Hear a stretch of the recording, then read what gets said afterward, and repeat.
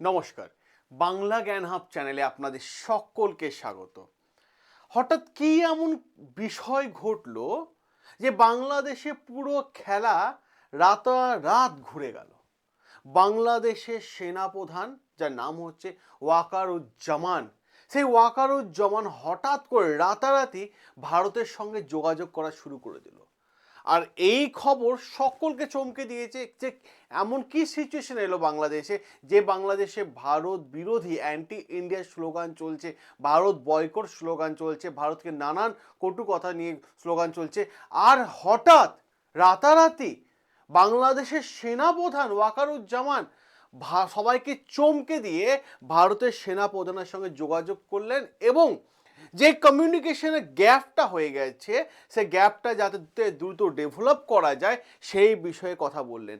আর এই সমস্ত সিচুয়েশনটা ওয়াকারুজ্জামান করেছে মোহাম্মদ ইউনুস, হ্যাঁ, ইন্ট্রিম যে গভর্নমেন্ট চালাচ্ছে মোহাম্মদ ইউনুস, সেই ইউনুসকে পাশ কাটিয়ে। কেন? যে বাংলাদেশের সেনাপ্রধান খুব ভালোভাবে বুঝতে পারছেন যে ভারতের সাথে রিলেশন মেনটেন করে চলতে হবে। আর যখন ইউনুসকে পাশ কাটিয়ে দুই দেশের সেনাপ্রধান এক জায়গায় হচ্ছে, তখন তো ভাই এটা একটা ইম্পর্টেন্ট টপিক, একটা হট টপিক। তো এই আর্টিকেলটা মারাত্মক লেভেলে গুরুত্বপূর্ণ। শুরু থেকে শেষ পর্যন্ত দেখবেন, একদম সমস্ত তথ্য আপনার কাছে পুরো বিষয়টা জলের মতো করে ক্লিয়ার হয়ে যাবে। প্রথম প্রশ্ন, সবার প্রথম প্রশ্ন, সেনাপ্রধান এবং ইউনুস একে অপরকে কিন্তু পাত্তা দিচ্ছে না, এ একটা বিষয়। কারণ আমরা আগেও দেখতে পেয়েছি সেনাপ্রধানের সাথে মোহাম্মদ ইউনুসের 2024-এর ডিসেম্বর থেকে কিন্তু কনফ্লিক্ট শুরু হয়েছে। কারণ সেনাপ্রধান বারবার মোহাম্মদ ইউনুসকে বলেছে যে 2025-এর শুরুর দিকে ইলেকশন করানোর জন্য। মোহাম্মদ ইউনুস তো সিংহাসন লোভী মানুষ, তো এই সিংহাসন ছাড়তে চাইছে না, এবং এইখান থেকে কিন্তু সেনাপ্রধান এবং মোহাম্মদ ইউনুসের একটা দূরত্ব কিন্তু তৈরি হয়েছে। এবার প্রশ্ন এখানে আরও একটা জায়গায়, হঠাৎ কেন ভারতের সাথে এই সেনাপ্রধান যোগাযোগ করলেন? তিনি কি ভয় পেতে শুরু করে দিয়েছেন? কারণ তিনি তো আর্মির চিফ বাংলাদেশে, তাহলে লড়াই হলে, যুদ্ধ হলে তাকে তো লড়াই করতে হবে। তা কেন তিনি ভারতের সেনাপ্রধানের সঙ্গে রাতেও রাত ইউনুসকে পাশ কাটিয়ে তিনি যোগাযোগ করলেন? এটা একটা বড় প্রশ্ন হচ্ছে। আসলে আমি সব থেকে বড় বিষয়টা আমি আর্টিকেলটার সাথে আপনাদের পরিচয় করা, এই হচ্ছে সম্পূর্ণ আর্টিকেল। এবং এখানে আরও একটা বড় প্রশ্ন হচ্ছে, ভারত যেভাবে হাই কমিশনারকে চট্টগ্রাম থেকে ত্রিপুরায় এনে সেভ করে দিয়েছে, তাতে কি বাংলাদেশে সেনাপ্রধান ভয় পেয়ে গেছে? এইটাই বিষয়টা। ভারত যেভাবে চিকেন নেকের ওপর, শিলিগুড়ি করিডোরের ওপর মিলিটারি বিল্ড আপ করছে, সেটা দেখে কি বাংলাদেশ ভয় পেয়ে গেছে? সাথে সাথে ভারত তো ঘোষণা করে দিয়েছে যে মিজোরামে আরও একটা আর্মি বেস ক্যাম্প হবে, সেটা দেখে কি বাংলাদেশে সেনাপ্রধান ভয় পেয়ে গেছে? যার জন্য তাকে ইনস্ট্যান্ট যোগাযোগ করতে হলো ভারতে সেনাপ্রধানের সাথে। এবং এই সেনাপ্রধানের সাথে যোগাযোগ করার পর কি কি আলোচনা হয়েছে, সেই সমস্ত বিষয় আমরা পয়েন্ট টু পয়েন্ট আলোচনা করব। এবং বাংলাদেশ থেকে যারা ভিডিওটা দেখছেন, আপনারাও দেখুন পুরো আর্টিকেলটা, কারণ আর্টিকেল ছাড়া এই চ্যানেলে কথা হয় না। আর্টিকেলটা অতি অবশ্যই দেখবেন।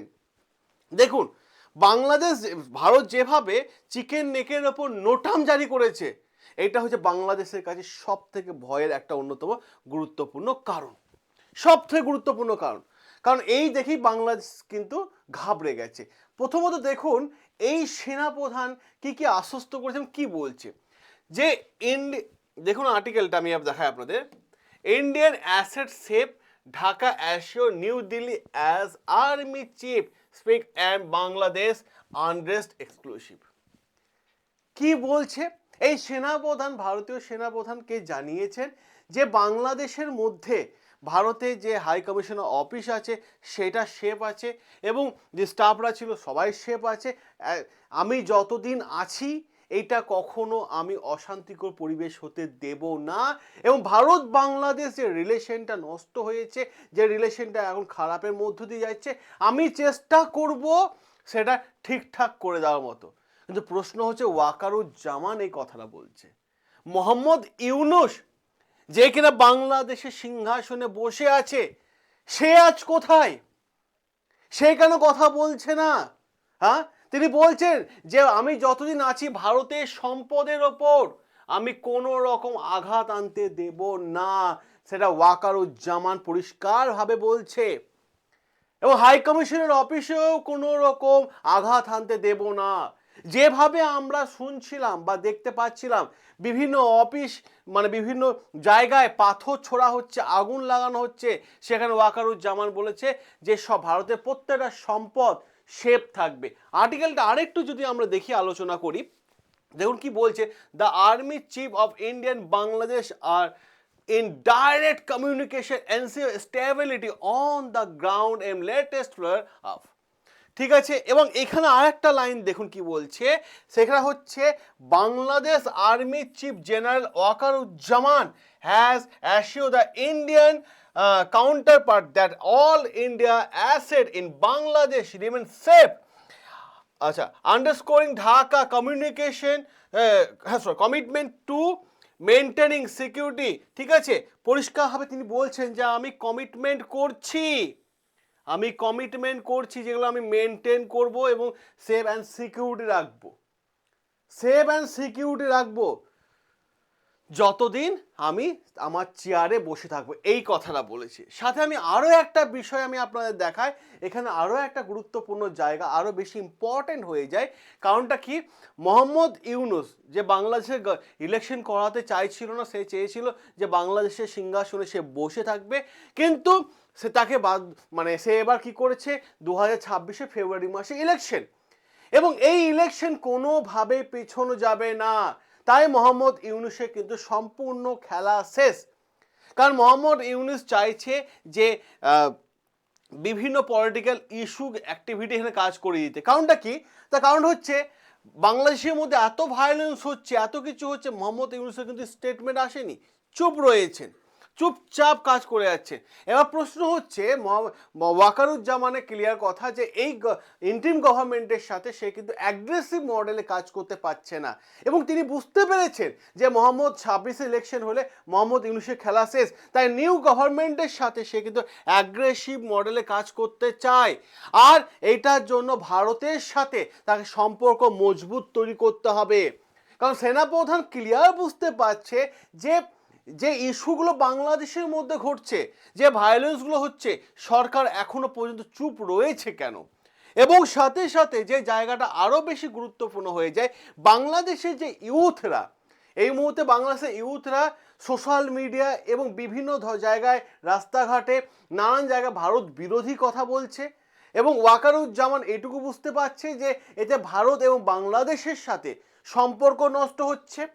এবং ভারত থেকে তো ভাই তোমাদের সব কিছুই যায়, চাল ডাল তেল পেঁয়াজ সব কিছুই তো ভারত থেকে নাও, তারপরেও তোমরা ভারত বিরোধী কথা বলছো, এবং ইউনুস সরকার এই ভারত বিরোধিতাকে হাতিয়ার করে সিংহাসনে এতদিন বসে আছে।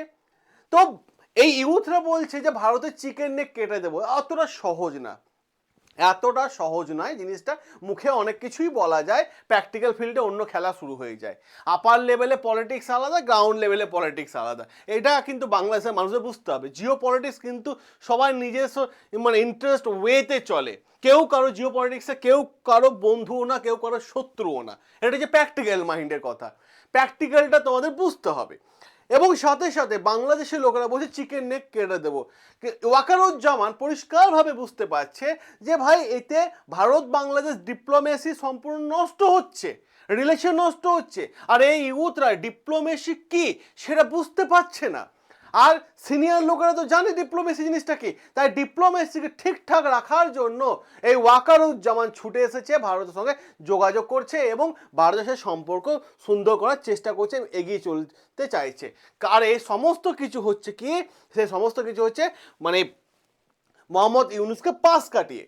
অপর দিক থেকে যদি দেখা যায়, এই ভারতের সেনা প্রধানের সাথে যোগাযোগ করার পর আমরা দেখতে পেয়েছিলাম, আগে একটা ঘটনা দেখতে পেয়েছিলাম, বাংলাদেশে এক হিন্দু যুবক যার নাম ছিল দীপুচন্দ্র দাস বা দীপুচন্দ্র দাস নাম, যা বয়স 87 বছর, ঠিক আছে, তাকে হত্যা করে গাছে বেঁধে, ঠিক আছে, তাকে পুড়িয়ে মেরে দেওয়া হয়েছে। এরকম জঘন্যতম অন্যায় হয়েছে বাংলাদেশে, এই সমস্ত অন্যায় কোনো ব্যাখ্যা হয় না, এত নোংরা ধরনের অন্যায় হয়েছে।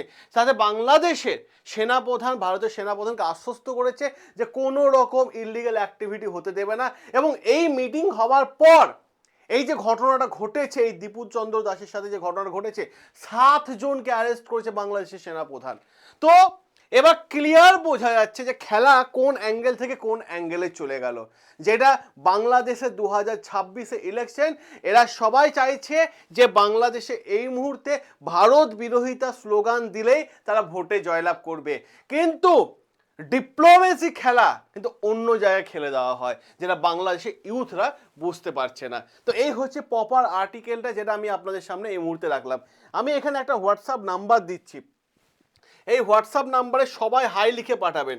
যদি আপনার ফিউচার সেট করতে চান তো হাই লিখুন। কেন?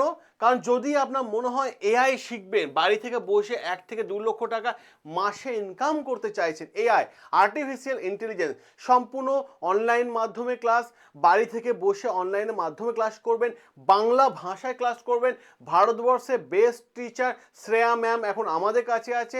যদি আপনার ইচ্ছে হয় এআই শিখবেন, তাহলে সন্তানকে একটা ভবিষ্যৎ উপহার দিন। আর এই ভবিষ্যতের জন্য এই হোয়াটসঅ্যাপ নাম্বারে হাই এআই লিখে পাঠান। উইদিন এ সেকেন্ড আমাদের টিমের তরফ থেকে গ্রুপ জয়েন লিঙ্ক চলে যাবে, এখানে গ্রুপ জয়েন হয়ে যাবেন। এখানে পুরো অডিওর মাধ্যমে পুরো বিষয়টা আমি ক্লিয়ার করে দেবো। সকলে ভালো থাকবেন, সুস্থ থাকবেন, সাবস্ক্রাইব করে নেবেন বাংলা জ্ঞান হাব, যেখানে প্রত্যেকটা আর্টিকেল তুলে এনে আমি আপনাদের সামনে আলোচনা করে থাকি। দেখা হবে আপনাদের সাথে নতুন আরও একটা আর্টিকেল নিয়ে।